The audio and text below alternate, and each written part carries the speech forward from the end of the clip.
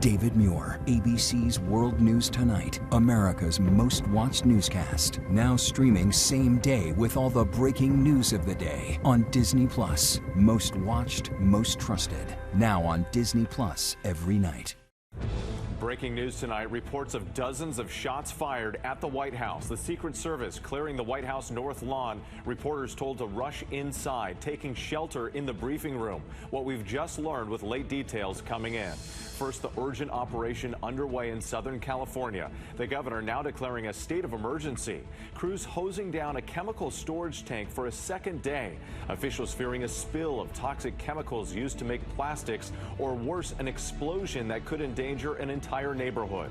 50,000 residents still under evacuation orders were live at the command center.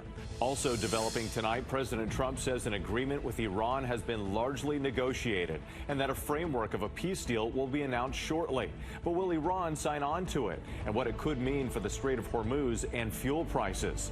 New details on the death of NASCAR champion Kyle Busch. His family revealing he died from severe pneumonia that progressed into sepsis. Tonight, the racing community mourning the 41-year-old father of two. The surging Ebola outbreak in Central Africa. Hundreds of suspected cases reported, nearly 200 dead. And the new procedures for screening passengers at U.S. airports with the World Cup less than 3 weeks away. The holiday weekend washout for much of the eastern half of the country and a major flood threat in the south. Our weather team is timing it out. Hawaii's Big Island rattled by a magnitude 6.0 earthquake. Rock slides reported and damage in multiple homes. SpaceX celebrating the latest test of the world's most powerful rocket, why the company is calling it a success despite some issues. Last call for a classic American beer that was once the top seller. And America Strong, the 7-year-old who became the youngest to summit El Capitan. Tonight, what he told us about breaking the record. From ABC News World Headquarters in New York, this is World News Tonight. Good evening, I'm Wade Johnson. We want to get right to our breaking news. Reports of dozens of shots fired near the White House. The Secret Service clearing the White House North Lawn. News reporters rushing inside, taking shelter in the briefing room. ABC's senior White House correspondent, Selina Wang, was outside when this all unfolded. And Selina, you are now back outside. You were taking shelter in the briefing room for a moment. But what are you learning about what happened? Yeah, we were just allowed back outside, and actually you can see I'm here on the North Lawn. There's that gate for the White House, and right beyond it you can see the law enforcement vans, the police vans with the flashing lights. That is 17th Street and Pennsylvania Avenue. That is where Secret Service says they're aware of reports of shots being fired. We're also just hearing from FBI Director Kash Patel. He says that the FBI is on the scene and Secret Service is also responding to those shots fired near the White House grounds. He says he'll be updating the public as they're able to. Now, as you mentioned, we were actually just in our live shot position. You can see over there under the green tents, getting ready to tape for World News Tonight for this very show when suddenly we heard what sounded like dozens of gunshots fired. So we immediately got down. Then we heard yelling for us to evacuate into the press briefing room. So all of us in the White House press corps who were out here doing our evening news live shots, we all sprinted into the briefing room and were huddled there waiting to get updates. There was a Secret Service agent who was posted outside, so we were basically locked in, not able to leave. We were holed up there for about more than 30 minutes, and then eventually we were able to go safely back outside, but we are still awaiting more information about what exactly happened with. Well, Selina, we are grateful you and the team are safe, and we appreciate your reporting tonight. Thank you. We move on now to the state of emergency in Southern California. Crews working around the clock to prevent an environmental disaster. A chemical leak coming from a large storage tank could cause a dangerous spill or an explosion. Authorities are calling this a, quote, crisis situation. Here's ABC's Jaclyn Lee reporting from the command center in Orange County. Tonight, California Governor Gavin Newsom issuing a state of emergency in Orange County as officials race to contain a potentially catastrophic situation at a chemical plant. At least 50,000 people already forced to evacuate. Got a knock on the door, and I was told we were supposed to leave. So I did what I was told, and I left. With mandatory evacuations expanding in this densely populated area, at least a dozen schools were shut down. Nursing homes, hospitals, and fire stations also forced to evacuate. If there is an explosion, How will this impact the environment and the residents who live here? It would be devastating. The crisis occurring at GKN Aerospace, which builds engines and landing gear for commercial and military aircraft. One of the tanks started leaking due to a broken valve, according to authorities. Firefighters and hazmat teams working around the clock to stop the leaking tank from exploding, putting their lives on the line to neutralize the chemical. It's an additive that they put into the liquid that neutralizes the toxicity where the reaction is to it, kind of stabilizes it. The toxicity may still be there, the flammability is still there, but the reactivity is not. A company spokesperson saying in a statement they are working with experts to resolve the issue quickly. Crews also trying to cool down the tank using sprinklers. Authorities say they're preparing for the possibility of the liquid chemical to leak out. Whit, authorities say they are preparing for the tank to fail, but they are consulting with experts across the country to find solutions. Whit. Still very much an active scene on the ground there. Jaclyn Lee, thank you. The White House is signaling tonight that the nearly 3-month-old war with Iran could be nearing an end. President Trump saying moments ago that a deal is, quote, largely negotiated, and it would include opening the Strait of Hormuz. Here's ABC's Alex Presha. Tonight, President Trump says a peace deal with Iran will be announced shortly. He says the agreement has largely been negotiated and remains subject to finalization by all parties. Trump vowing that this deal will open the Strait of Hormuz. Trump making the announcement after a call with Gulf leaders and officials from Pakistan, Turkey, Egypt, and a separate call with Israel's Prime Minister Netanyahu. There's been some progress done. Today, Iran's foreign ministry says the two sides are in the final stages of drafting a framework that would give 30 to 60 days to hash out a broader agreement. They want to settle so badly. We have the greatest military. It's been 2 months since Trump vowed to obliterate Iran's power plants within 48 hours if Iran didn't fully open the Strait of Hormuz. Yet tonight, the strait is still closed and the cost is hitting home. Gas prices soaring, the national average now up to $4.49, up $1.55 since the start of the war. And according to Gas Buddy, 16 states are on track to have their highest prices for gas on Memorial Day. Yet the president insisting the pain will be short-lived. By the way, the oil prices are going to tumble as soon as I finish up with Iran. But it's not just the gas at the pump. Food and airfare all surging because of the war. Some Americans forced to pull back plans for the big travel weekend. I know a lot of individuals who are suffering tremendously under increases in pricing for food, for gas, for everything. Our thanks to Alex Presha for that report. We're learning more tonight about the tragic and sudden death of NASCAR legend Kyle Busch. His family saying that the 41-year-old father of two died from severe pneumonia that progressed into sepsis. His passing triggering a wave of grief, tributes, and new questions tonight. Here's ABC's Morgan Norwood. As fans and the NASCAR world prepare to honor Kyle Busch at the Coca-Cola 600 this weekend, his family now saying he died after serious pneumonia progressed into sepsis. The most common cause of sepsis from infections is pneumonia, and it just overwhelms the body's immune system, and then that bacteria spreads to the blood, which causes this reaction. That medical emergency unfolding Wednesday when Busch was at a Chevrolet racing simulator in North Carolina, according to the Associated Press. Dispatchers taking this frantic call for help. Tell me exactly what's happened. I've got an individual that's shortness of breath, very hot, thinks he's going to pass out, and is producing a little bit of blood, coughing up some blood. Busch rushed to the hospital, his family announcing his death the next day. The father of two was just 41. Even though the people who are most vulnerable for sepsis, for getting complications, are young children, the elderly, or people with underlying medical conditions, it really can affect anyone. Busch's cause of death also raising questions about whether something may have been wrong weeks before he was rushed to the hospital. On May 10th, Busch requesting medical help at a race at Watkins Glen. Tell him I need him after the race, please. I'm going to need a shot. And 1 week later, Busch back on the track, pushing through to win the Truck Series event at Dover. You can kind of still hear it. I'm still not great, but the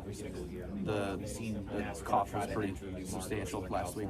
As fans remembered the racing titan, Richard Childress Racing rolling out the number 33, retiring the iconic number 8, now held for Busch's son Brexton. And with Kyle Busch's presence will be felt all over the Charlotte Motor Speedway. Take a look. It's number 8 freshly painted on the grassy infield there. We're also learning that all 39 drivers in the Coca-Cola 600 will ride along with his decal in their cars. Whit. All right, Morgan Norwood for us tonight. Thank you. Now to the urgent race to contain the Ebola outbreak in Central Africa. 3 Red Cross volunteers now among the newly reported cases. And with the World Cup less than 3 weeks away, what health officials here in the U.S. are doing to screen travelers from overseas. Here's ABC's Marcus Moore. Tonight, as a deadly Ebola outbreak ravages parts of the Congo, the International Red Cross says 3 of its volunteers are among the new reported cases. The agency says they were infected in March, weeks before the latest outbreak was discovered, and they are among the first known cases. Now, there are nearly 750 suspected cases in the Democratic Republic of the Congo, including 176 deaths. And a number of infections reported in neighboring Uganda, including a death. As they try to stop the spread of the virus, health officials are facing numerous challenges in the region. We are operating in a very complex environment, and the main challenges include community fears, misinformation, and rumors. Another challenge is that the population movement between health zones. That misinformation part of the growing anger and frustration among the public. Last week, friends of some of the outbreak's victims setting a medical tent ablaze in the eastern part of the country, according to doctors there. A second medical tent set on fire last night, according to health officials. The Associated Press reporting at least 18 people with suspected Ebola ran from those tents where they were receiving treatment. It comes as health officials implement new measures to prevent the spread of the virus in the U.S. U.S. citizens who've been to impacted countries in the region are now funneled to airports in Virginia and Atlanta for temperature checks and health screenings. No foreign visitors from the region are allowed, including U.S. green card holders. Our number one thing has to be we can't have it affect the United States. We can't have Ebola cases coming here. All of this is unfolding as the U.S. prepares to host the FIFA World Cup. The DRC's team, set for its first berth in 52 years, is expected to arrive in just a few weeks. The White House demanding that the team maintain a bubble in Europe where they are now for 21 days or risk being banned from entering the U.S. And tonight, Reuters reports that a team spokesperson has said that they are not changing their schedule. And with that spokesperson, according to Reuters, is suggesting that the schedule isn't changing because their players are not traveling to the U.S. from the Congo. Meanwhile, doctors there say misinformation in the country and stigma surrounding the disease are creating a dynamic and complex situation. With another concern in all of this. Okay, Marcus, thank you. Back here in the U.S., a 6.0 magnitude earthquake rocked Hawaii's Big Island on Friday night. Thousands of people reported feeling the shaking. Here's meteorologist Danny Beckstrom. Tonight, a damaging 6.0 earthquake striking Hawaii's Big Island. Oh my God. Oh my God. The tremors felt throughout the state, shaking Hawaiians inside their homes just before 10 p.m. These nice things are all smashed. Several rock slides reported. This road just south of Hawaii's Captain Cook region on the island's west coast left impassable. Roughly 500 customers in the region without power, according to Hawaii County's mayor. If you need to drive, please drive with caution. Roadway crews are out clearing debris. Hawaii's Big Island is home to the Hawaii Volcano National Park, a popular tourist destination for its volcanic eruptions. The United States Geological Survey saying the quake was caused by stress due to bending of the oceanic plate and that it was not directly related to the volcanoes on the island. And turning to the weather picture now, meteorologist Danny Beckstrom from our New York station WABC is joining me. Danny, you're also tracking this holiday weekend washout for much of the eastern half of the country. Yeah, at least the Northeast warms up, dries out by Memorial Day plans Monday afternoon. But tonight and tomorrow stay soggy. I want to walk you through it. It is a cold rain in the Northeast, but stormy in the south. A severe thunderstorm watch in the Texas Panhandle tonight. Flood watches from Texas up through Ohio. We have a few more inches to go on top of already saturated ground. Good news for drought outlook, but tough timing with the holiday. At least the Northeast dries out as we move into Monday. Still could be unsettled in the morning, but the second half of the day looks salvageable with highs closer to seasonal averages. For the west, it's mainly hot and dry. Some isolated thunderstorms in the Rockies, but the southeast will stay stormy into the week. Some improvement, but we got to wait. Yes. Okay, thanks, Danny. Overseas now to the deadly coal mine explosion in China. At least 82 people were killed, dozens more hospitalized, and several still missing. ABC's Britt Clennett is tracking the developments. And Britt, what more are you learning about the blast? With the death toll from that gas explosion here in northern China now at 82, officials revising it from 90, but now saying 2 people are missing in this country's worst mining disaster in 16 years. Hundreds of rescue workers are still operating at the site in Shanxi province. More than 120 people were taken to hospital following that explosion at about 7:30 on Friday night. Chinese President Xi Jinping, meanwhile, he's called for an investigation into what went wrong and said those responsible must be held to account. And we're tonight, state media here reporting that officials running the mine have been taken into custody. Okay, Britt Clennett with those breaking details. Now to the successful launch of SpaceX's massive Starship rocket. It comes as the company appears headed for a historic initial public offering that could make founder Elon Musk the world's first trillionaire.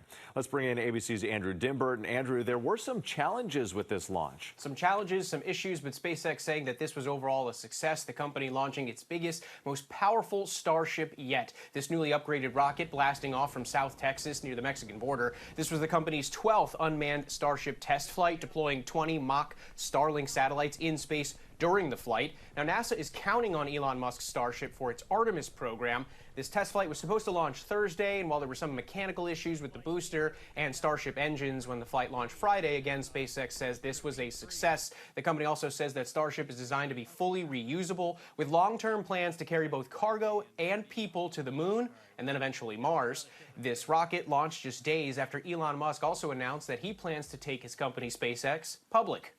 Andrew Dimbert, our thanks to you tonight. There's much more ahead on World News Tonight this Saturday. The search for answers after a deadly explosion and fire in New York City.